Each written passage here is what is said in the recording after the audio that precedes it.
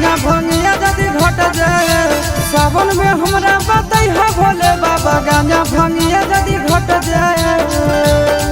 गोरखी के बियाह कट जाए आ चढ़ल तिलक लट जाए गोरखी के बियाह कट जाए आ चढ़ल तिलक लट जाए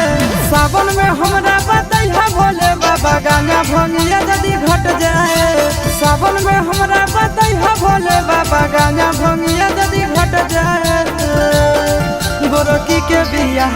कट जाए आ चढ़ल तिलक लट जाए गोरखी के बियाह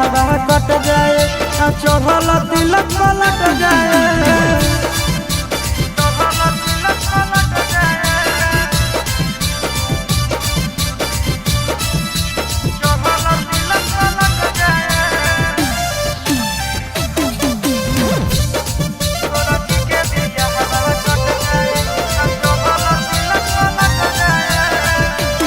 तोरा चेला के अकेला छोड़ा दिलक भोला जी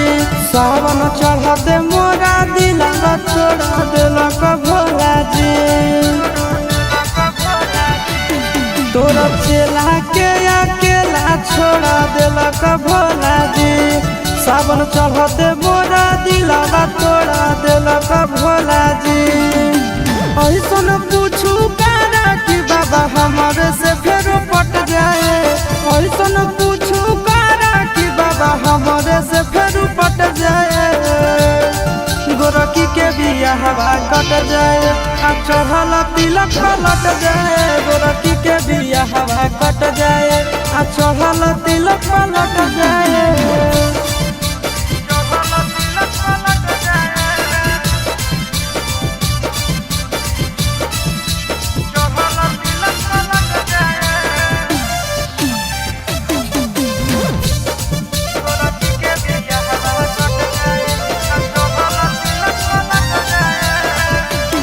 ओकर गाँव में हम गाना दिन भर पिया हो तोरे नाम के सहारा से बाबा जिया हो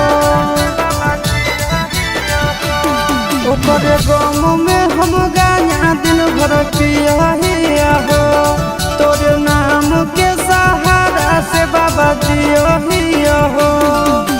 चिंटू राजा आशीष के इज्जतिया बाबा बच जाए